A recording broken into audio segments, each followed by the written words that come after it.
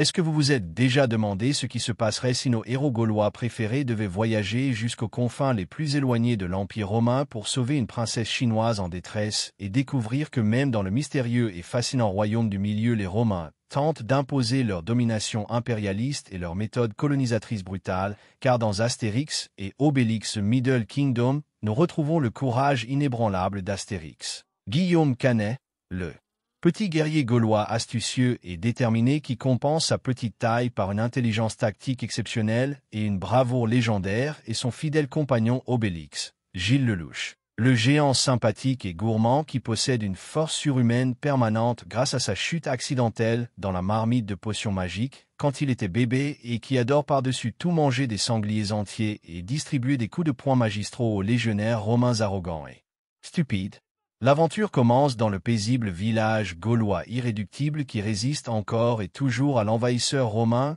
grâce à la potion magique miraculeuse du druide Panoramix, Claude Riche. Un sage vénérable aux connaissances encyclopédiques qui maîtrise parfaitement les secrets de l'herboristerie druidique ancestrale et qui prépare quotidiennement sa célèbre décoction aux propriétés surnaturelles en suivant scrupuleusement des recettes secrètes transmises oralement de génération en génération depuis la nuit des temps quand arrive mystérieusement au village Fouilly, Julie Chen. Une jeune princesse chinoise d'une beauté saisissante et d'une élégance raffinée extraordinaire qui porte des vêtements de soie brodés d'or et de dragons légendaires et qui maîtrise parfaitement plusieurs arts martiaux traditionnels ainsi que la calligraphie poétique et qui a fui courageusement son pays natal lointain après que l'impératrice tyrannique et mégalomane Deng Xiaoqing, Valérie Lemercier, est orchestré méthodiquement un coup d'État particulièrement sanglant et brutal avec l'aide secrète et la complicité active des légions romaines disciplinées et impitoyables dirigées par le général ambitieux Cupide et stratégiquement brillant Marcus Julius Maximus,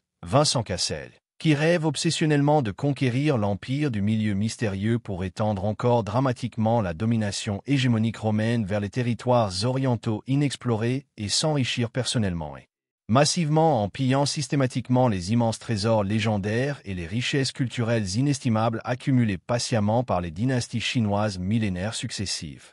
Fouilly explique désespérément aux habitants du village que son père, l'empereur légitime Mianzi, a été empoisonné traîtreusement par Deng Xiaoqing qui a ensuite usurpé le trône impérial avec la complicité active des Romains et qu'elle est maintenant la seule héritière légitime capable de restaurer la justice et la paix dans son royaume, mais qu'elle a besoin d'aide pour retourner en Chine et reconquérir son trône ancestral, car les forces loyalistes fidèles à sa famille ont été massacrées ou dispersée et elle ne peut compter que sur quelques généraux courageux cachés dans les montagnes reculées qui attendent le moment propice pour se soulever contre l'usurpatrice. Astérix et Obélix acceptent immédiatement cette mission périlleuse car ils ne peuvent pas supporter l'injustice et l'oppression où qu'elles se manifestent dans le monde et ils sont particulièrement motivés par l'opportunité de contrarier une fois de plus les plans expansionnistes de Rome en aidant un peuple lointain à préserver son indépendance et sa culture ancestrale contre l'hégémonie romaine grandissante et ils embarquent courageusement pour un voyage épique et dangereux qui les mènera à travers des territoires inconnus et hostiles peuplés de dangers mortels et de merveilles extraordinaires. Le périple vers la Chine se révèle être une odyssée extraordinaire, épique et périlleuse remplie d'aventures spectaculaires mémorables et de rencontres fascinantes avec des cultures exotiques car nos héros courageux traversent successivement les vastes steppes gelées et désolées de cités habitées par des tribus nomades féroces où ils affrontent courageusement des hordes impressionnantes de barbares montés sur des chevaux sauvages et indomptés qui attaquent en formation sophistiquée. Puis ils découvre les mystérieuses montagnes enneigées et vertigineuses du Caucase habitées par des tribus guerrières ancestrales particulièrement féroces et hospitalières qui vénèrent des dieux païens sanguinaires et qui organisent des festins pantagruéliques où Obélix peut enfin manger à sa faim, puis il traverse courageusement les déserts brûlants et impitoyables de Perse où le soleil implacable menace de les déshydrater complètement et où il découvre des oasis paradisiaques miraculeuses. Protégés par des gardiens mystiques séculaires qui connaissent les secrets de la magie orientale, puis ils escaladent laborieusement les plateaux vertigineux et spirituels du Tibet, où l'air raréfié rend la respiration difficile, et où ils rencontrent des moines bouddhistes sages et contemplatifs qui leur enseignent patiemment les techniques de méditation transcendantale et les principes fondamentaux de la philosophie orientale millénaire, puis finalement ils atteignent les frontières imposantes et fortifié de l'Empire du Milieu gardé jalousement par la Grande Muraille légendaire, imposante et apparemment infranchissable qui s'étend sur des milliers de kilomètres à travers les montagnes et les vallées. En Chine, il découvre avec émerveillement une civilisation sophistiquée, raffinée et harmonieuse qui possède des technologies avancées révolutionnaires, comme la poudre explosive, les feux d'artifice colorés, la boussole magnétique et l'imprimerie révolutionnaire, ainsi que des arts martiaux spectaculaires et gracieux transmis de maître à disciple depuis des siècles, une philosophie profonde et nuancée basée sur l'équilibre des forces opposées du yin et du yang. Une architecture grandiose et élégante avec des pagodes aux toits recourbés et des jardins zen parfaitement harmonieux et des traditions culinaires délicieuses et variées qui utilisent des épices exotiques et des techniques de cuisson sophistiquées, mais il constate également avec tristesse et indignation que l'influence corruptrice pernicieuse de Rome a déjà commencé insidieusement à empoisonner cette société traditionnellement harmonieuse et respectueuse en introduisant progressivement la violence systématique organisée. La cupidité matérialiste effrénait l'exploitation impitoyable des plus faibles et vulnérables et ils comprennent intuitivement que leur mission héroïque consiste non seulement à restaurer courageusement Fouilly sur le trône ancestral légitime de ses glorieux ancêtres, mais également à purger complètement le royaume de la contamination idéologique toxique romaine avant qu'elle ne détruise irrémédiablement et définitivement l'essence spirituelle authentique et l'harmonie sociale naturelle de cette civilisation millénaire exceptionnelle et précieuse.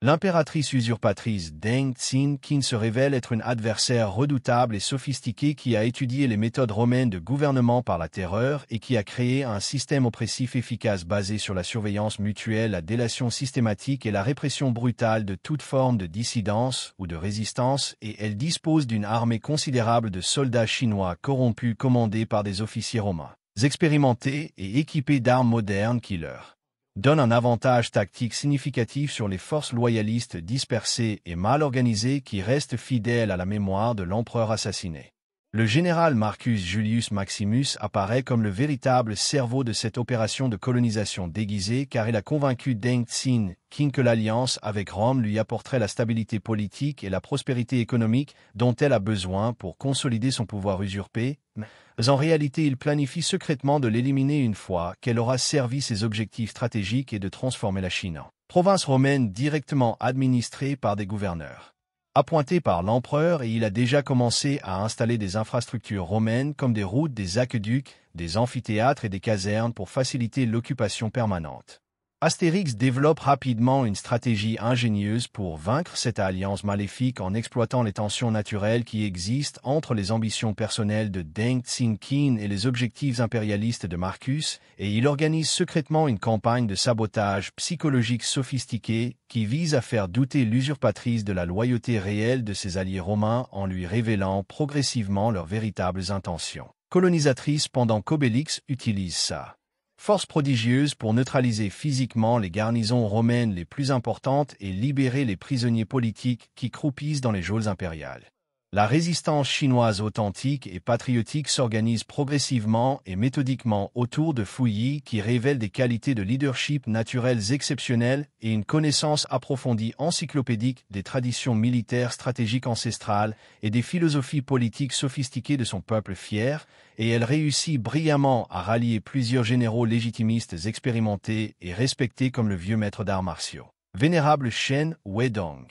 Jackie Chan, qui possède une sagesse spirituelle profonde et qui maîtrise parfaitement tous les styles de combat traditionnels depuis le kung-fu Shaolin explosif jusqu'au tai chi contemplatif et qui enseigne patiemment à Astérix et Obélix les secrets millénaires du kung-fu traditionnel authentique et les techniques sophistiquées de combat à main nue qui leur permettront d'affronter efficacement et victorieusement les soldats lourdement armés disciplinés de l'usurpatrice criminelle et du général romain arrogant, et également le général Liu Beifeng, un stratège militaire brillant qui connaît parfaitement tous les passages secrets de la cité interdite et qui organise un réseau clandestin de résistants loyalistes cachés dans la population civile, et le moine taoïste Lao Shi qui possède des pouvoirs mystiques extraordinaires et qui peut communiquer spirituellement avec les esprits des ancêtres impériaux pour obtenir leur bénédiction divine. Pour la restauration légitime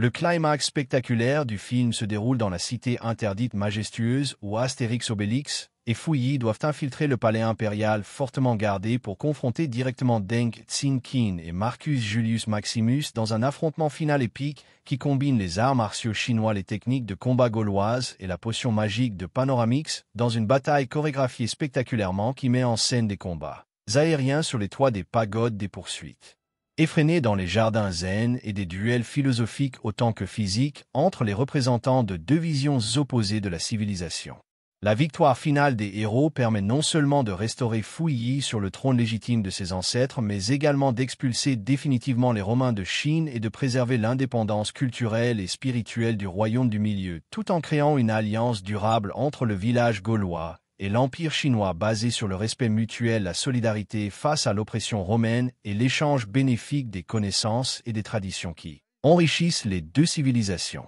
sans les corrompre. Astérix et Obélix The Middle Kingdom nous enseignent que la véritable force ne réside pas dans la domination militaire ou l'expansion territoriale, mais dans la capacité à préserver et à protéger la diversité culturelle et l'authenticité spirituelle des peuples contre toutes les formes d'impérialisme et d'uniformisation forcée, et que l'amitié sincère entre les nations peut triompher des stratégies les plus sophistiquées de division et de conquête, et que, parfois, les plus grands voyages sont ceux qui nous ramène à nos valeurs essentielles en nous montrant que l'humanité partage les mêmes aspirations fondamentales de justice, de liberté et de dignité par-delà toutes les différences superficielles de langue, de coutumes et de traditions.